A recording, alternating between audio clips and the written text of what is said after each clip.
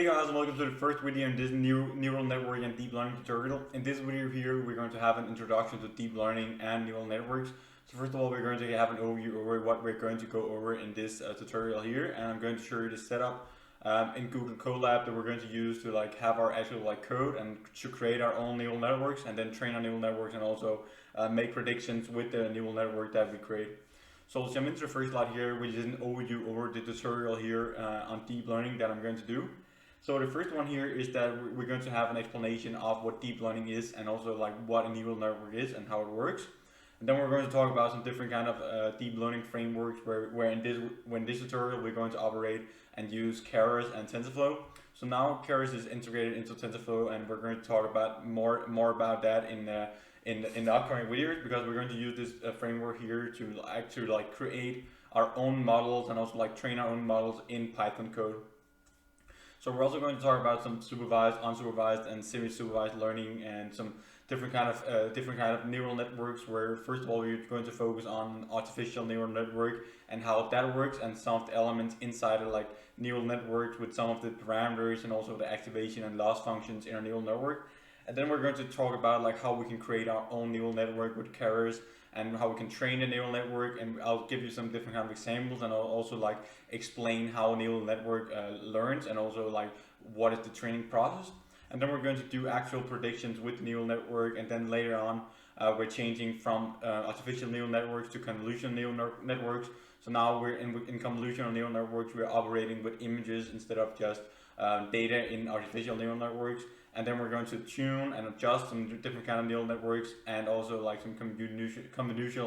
convolutional neural networks where we're going to have images where we're actually going to make predictions on by having our model trained on a number of different classes, and then we can make predictions with neural network that we have trained and created ourselves with Keras.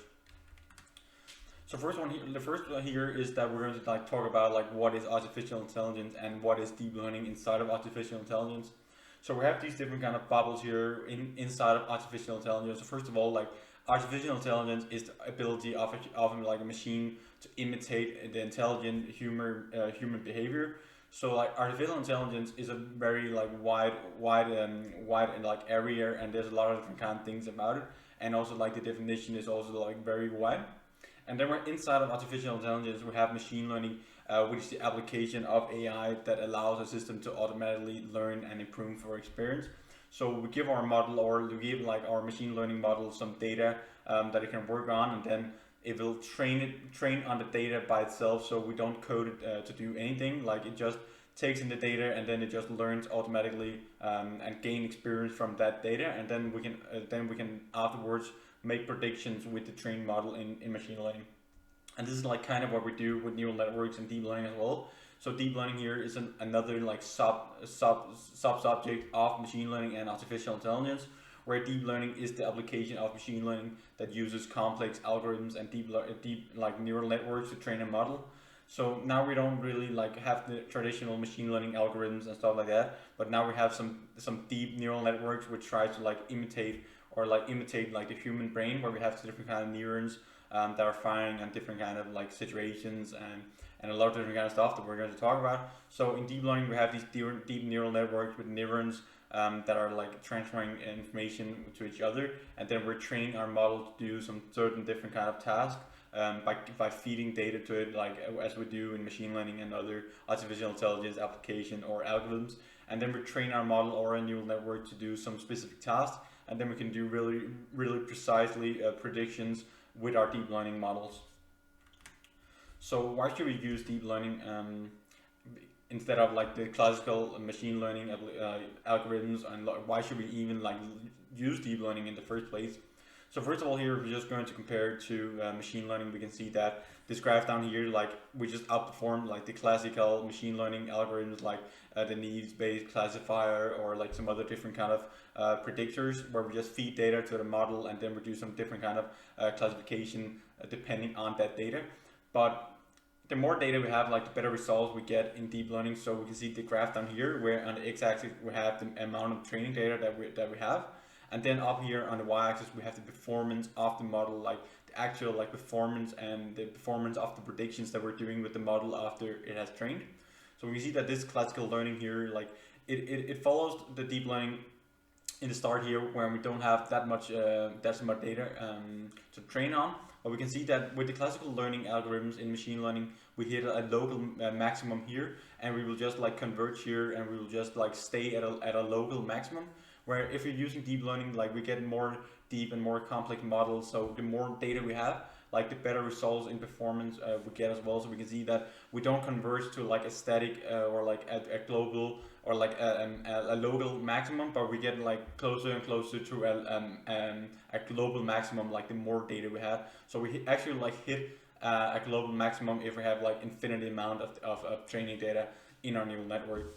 So good complex neural networks with a lot of data, like it just outperforms machine learning, like or traditional machine learning algorithms by magnitudes, and it just really depends on like how much data we have and how complex we make our models. Like we can have some different kind of machine learning models that don't that isn't like that complex, so we will probably like more like converge like a bit between these different two plots or graphs here. But like if we have a really good and complex neural network with a lot of data, like we can see that we just get this nice and steady increasing performance here, like the more data we get for a model. So this is like why we're using deep learning, and also like why deep learning is just innovating, and it's just like going so fast, and it's getting used more and more in the real world as well, and also in research, because it just outperforms a lot. And the more data we have, and we get more data, like in the world here, we just get more data from the world, and we can just create our models to perform better. So what is neural network? We also need to talk about that. So I already said that the neural network is like when we're trying to create an artificial neural network, like we're trying to imitate the neural network of a human brain. So in the human brain, we have some different kind of neurons that are working together in like different kind of layers. And then these neurons here, they're firing. We say that they are firing in different kind of situations. So it can be like if we're trying to like recognize something or like detect something with the eyes, like then some different kind of regions and neurons are firing in the brain, and those neurons here send the information through the neurons and also like through the layers in the brain, and actually like transporting the information that gets sent around in the brain by using these neurons here that are firing. And this is the exact same thing that we're trying to like imitate or like try to like copy to a neural network, so an artificial neural network. So we're trying to copy, or like we're trying to imitate the human brain by creating these neural networks here. So a neural network here that we can create is like we have some different kind of input neurons here, or like some different kind of inputs, and then we have these different kind of neurons here in layers. So we can have multiple layers, and this is only a simple model where we have 3 layers here and 1 hidden layer.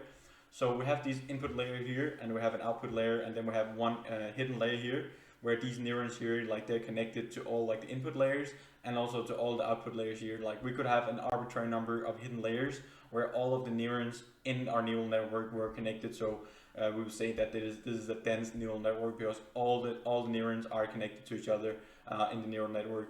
So this is the basic stuff, and like the basic kind of like explanation of what a neural network is. And we're going to talk much more about this in later videos as well, because it's really important to understand, and also like how we can fire different kind of neurons, and how we can like try to play around with different kind of neurons, and also like how should we connect the neurons in our neural network, and a lot of different kind of stuff about that. So I'm really excited for this, because it's just such a nice feature, and it's really nice what we can do and what we can achieve with deep learning and also like neural networks. And it's just nice that we're trying to create like something that is really inside the human brain, and try to imitate that. So let's now talk about the different kind of frameworks we have for deep learning. So the programming language we're going to use in this tutorial here is Python, because in Python we can just import these frameworks here, and we can work very easily and create a model really fast, and also train our model in Python. And Python just gives us a very the simplicity of Python is really good when we're operating with deep learning, because we have these different kind of frameworks here, and those frameworks are actually like written in C++, so we still get the efficiency and also just like the performance of C++ code when we're importing and using these functions here that are actually like implemented in C++. So both like Keras and TensorFlow are implemented in C++, and also like the code behind PyTorch. So Keras is now integrated with TensorFlow, and before that we like Keras and TensorFlow, they were just like 2 parts, and then TensorFlow Keras was running like on top of TensorFlow, but now it's integrated, and that's much better for like simplicity, and also we still get some of the features that we have in TensorFlow. So like Keras is the more simple one, and just like it's just really fast to create a model in Keras and also like train a model.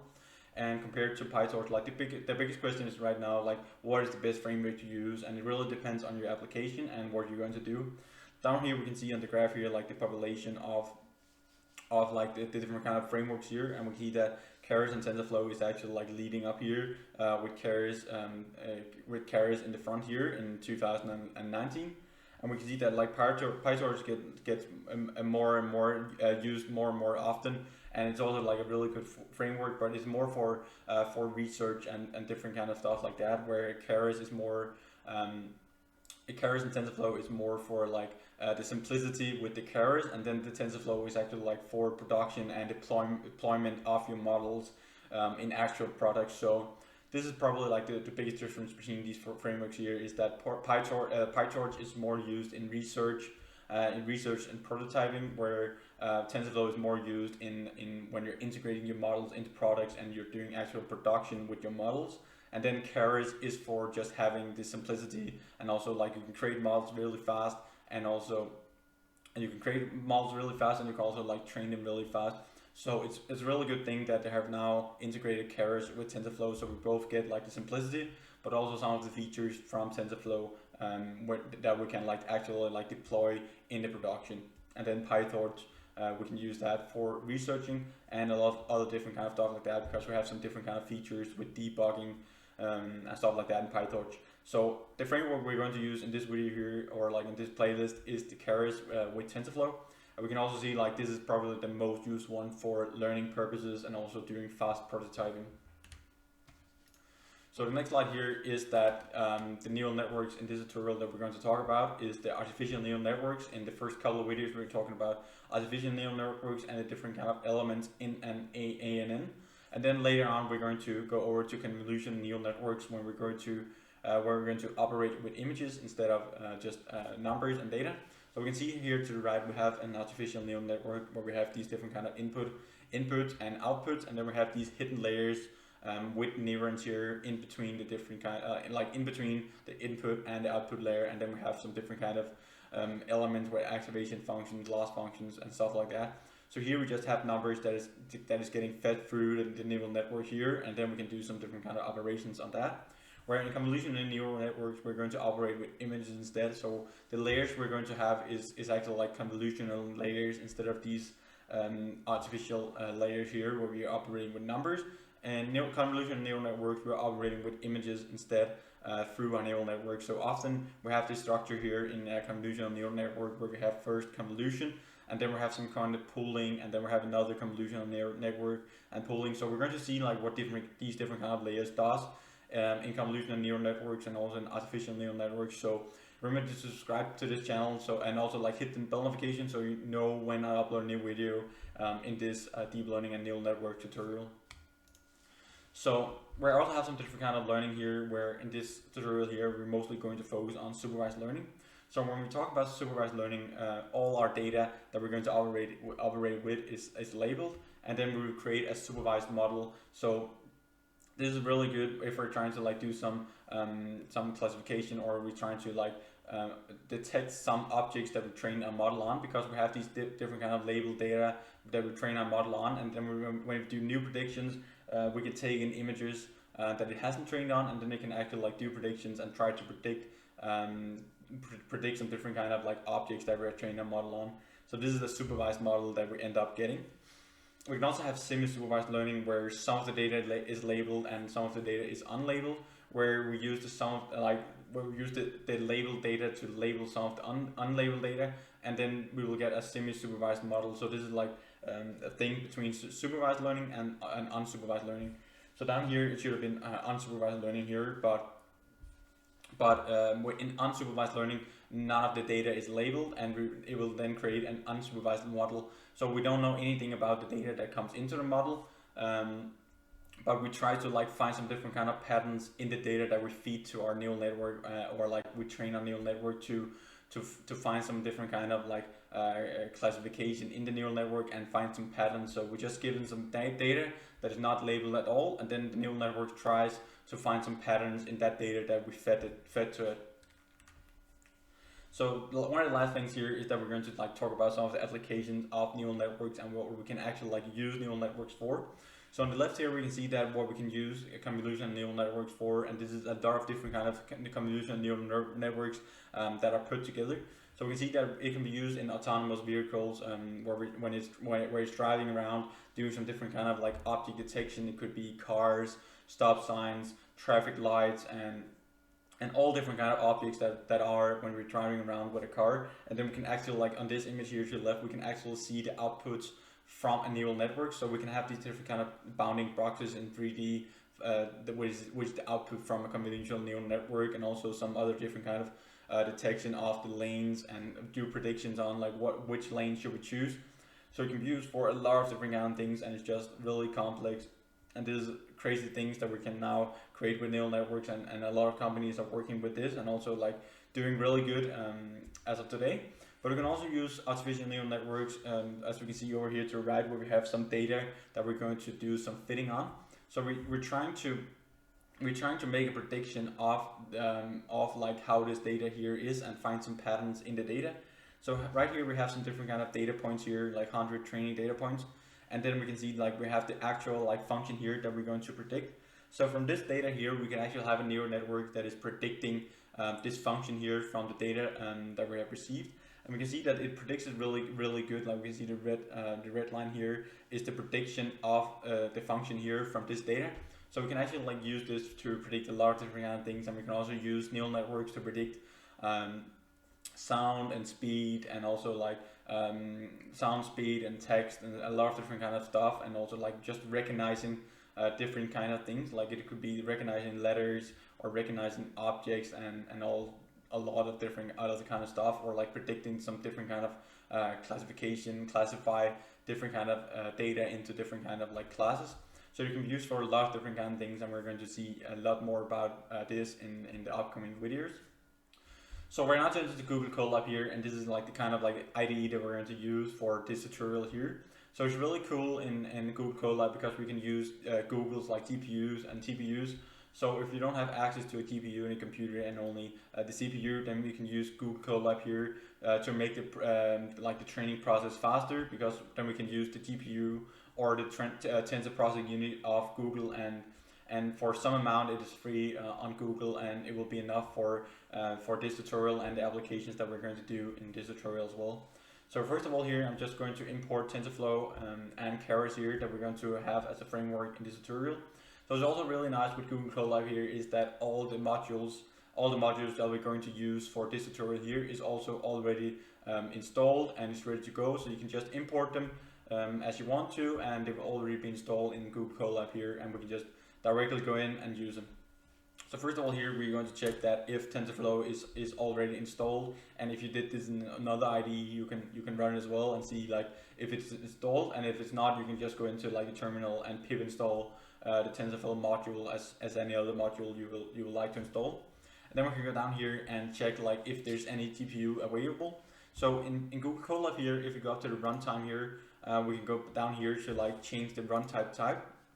And then we can actually like choose the hardware accelerator that we want to use for training our neural network. So as default, it is set to none, which just says that we're using the CPU to use as a hardware accelerator. And then we can go down here in the drop down menu here, and we can choose the GPU, which is the graphic processing unit, or we can also use the TPU, which is the tensor processing unit, but it will be enough for just using the graphical processing unit in this tutorial here. We might actually like talk about the TPU as well, because it's really good to use the TPU when we're dealing with neural networks, because the TPU is actually like hardware made specifically to do matrix multiplication and matrix operations, which is what we do when we are dealing with neural networks. So in this case here, I'm just choosing the GPU here, and we can check that if any GPUs are available with these 3 lines of code here. So if we hit Control into here, we can see that we have 1 GPU available. So when we're going to We're going to train a model like if there's any GPU, this is set at default in Keras, so if there's any GPU available, then it will use the GPU to train on instead of the CPU, which just makes the training process a lot faster. So that's it for this video, guys. We have been over like the introduction to deep learning and what deep learning is, and also like kind of the basic of what a neural network is and also like how it works. So we're going to talk about a lot more about these different kind of things in later videos, and we're going to go down to the specific things like what happens in a neural network, what are loss functions, what are activation functions, how's the data passed through, and how is the neural network learning when training, when we're back propagating in the neural network. So we're going to talk about all that in the next couple of videos. So remember to subscribe to this channel and also hit the bell notification so you know when I upload a new video. And also like this video if you like the content and you want more in future, because I really appreciate your support and it helps me and the YouTube channel out in a massive way. I'm currently also doing an artificial intelligence tutorial in C++ where we're talking about reinforcement learning and doing some nice projects in that as well, and also a computer vision tutorial in OpenCV and C++, where we also go over like different kind of things in computer vision and how we can use computer vision, and also have a really nice project that you should check out if you're interested in that. So I'll link to one of the tutorials up here if you're interested in one of those, or else I'll just see you in the next video, guys. Bye for now.